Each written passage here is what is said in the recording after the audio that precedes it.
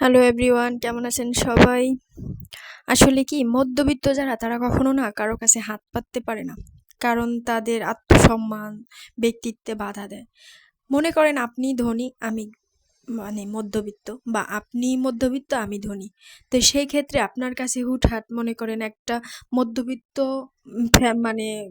Family member, সে সারা জীবনে যত রোজগার করে সংসারের ঘানি টানতে টানতেই শেষ।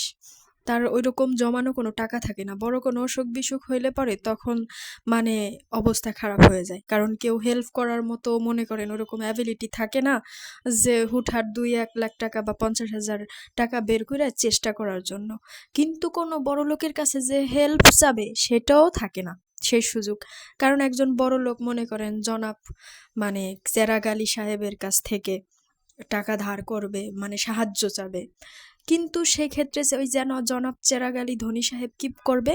উনি কি করবে, হয়তো বা কিছু টাকা দিয়ে হেল্প করবে, সাহায্য করবে।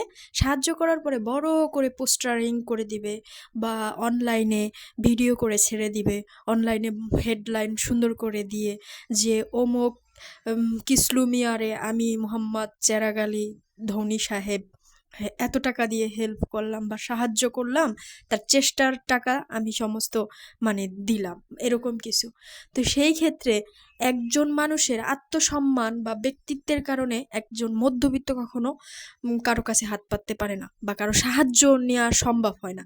কারণ ওই যে পোস্টারিং করবে অনলাইনে, ভাইরাল করে দিবে, বা ওই অনলাইনে, কারণ ও তার ক্রেডিট, ধনী সাহেবের ক্রেডিট বাড়াইতে হবে। কারণ জানবে না তোমায় সে, যদি আমি এটা পোস্টারিং বা অনলাইনে না সারি যে আমি দান করছি। কিন্তু আসলে ইসলামে কিন্তু এটা না দানের নিয়ম। ইসলামে বলা আছে তুমি দান করবা, ডান হাত দিয়ে দান করবা,